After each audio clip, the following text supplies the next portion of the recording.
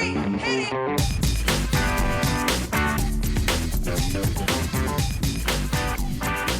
Good morning, good afternoon, good evening, and welcome to today's Caffeine for the Soul. If you like the kind of things we talk about in this show every week, check out michaelneill.org to learn more.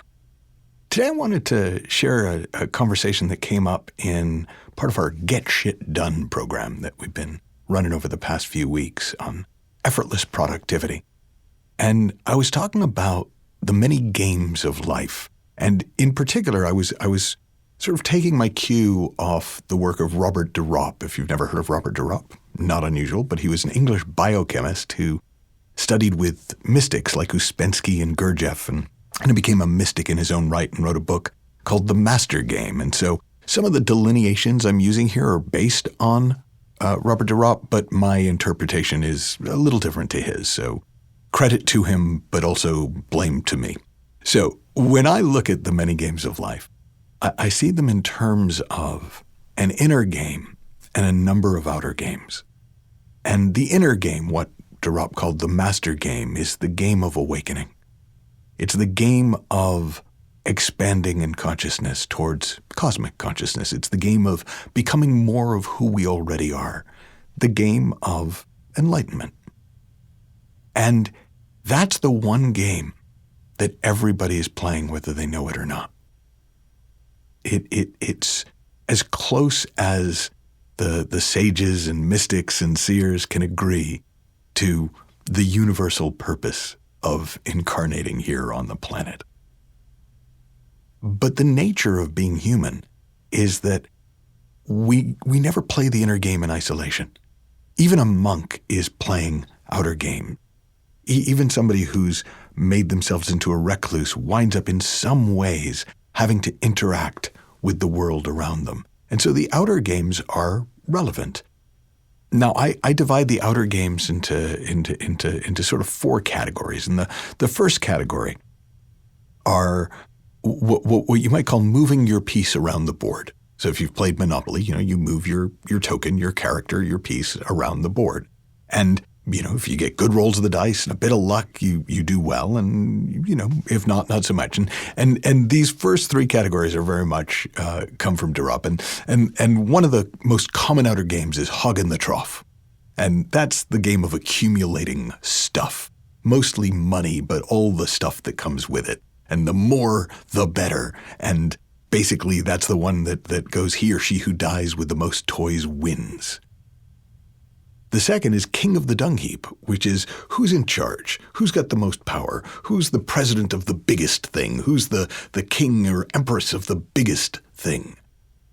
And then the fame game is who's got the most likes, who's got the most followers, who's the best known.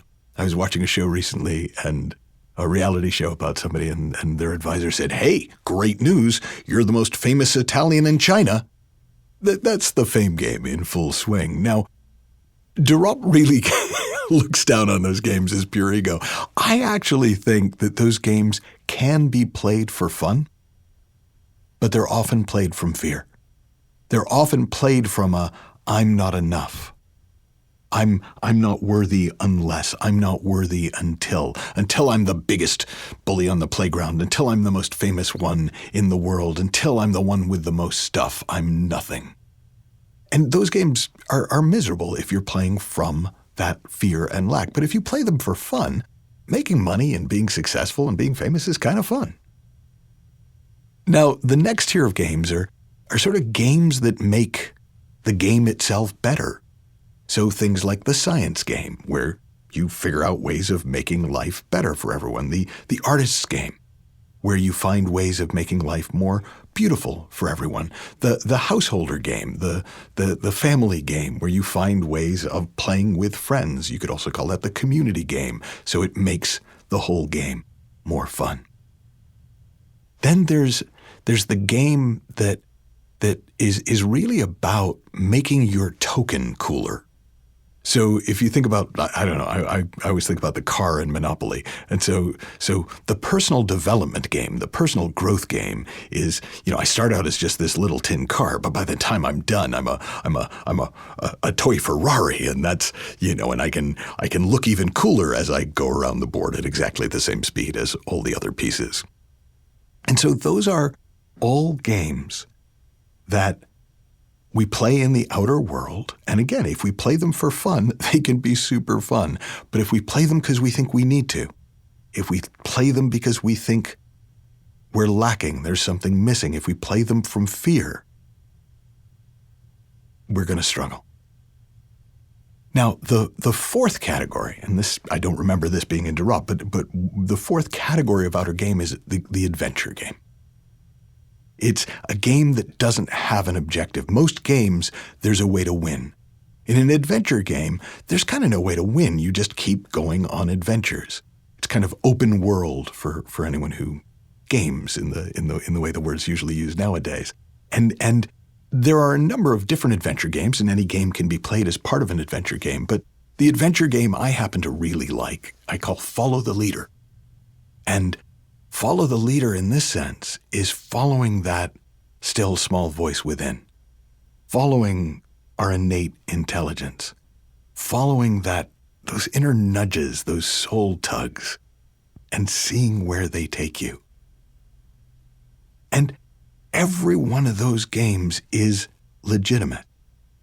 You may be playing many of them. You may have a dozen other games, but they seem to, in my experience, come down to, am I moving my character around the board? Am I making the board prettier or better? Am I making my token better? Or am I just having an adventure? Now, the inner game, and this is kind of the interesting thing about it, the inner game helps with all of the outer game. In other words, the higher you go, the more awake you are, the more alive you are, the more you expand in consciousness, the more you find higher ground, the better you'll do at any of the outer games. But how well you're doing at the outer games makes no difference to the inner game. You can become really rich and successful and famous and be completely asleep to who you really are. Or you can become really rich and famous and successful and be really awake to the depths of your being. You can be a successful scientist and make all sorts of contributions to the world from a place of totally believing everything you think. You can transform the world from a place of knowing that at some level you are the world. So, if you want to play with this, and please don't take it too seriously because it's about games, but if you want to play with this, what I suggest is just playing around and notice which outer games are you playing, and do you want to keep playing them? And are you playing them from that place of fear and lack and not enough?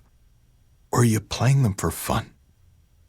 And then when it comes to the inner game, what do you know to do to wake up a little bit more?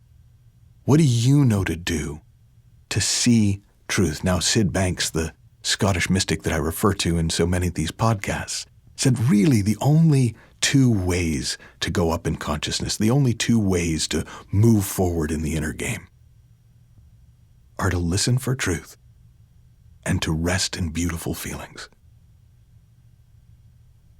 So that's kind of a great game, because not only will every insight, every spiritual fact you see help you with all the outer games, it'll allow you to see even more truth and rest in even more beautiful feelings. Have fun, learn heaps, enjoy the game, and I'll talk with you soon.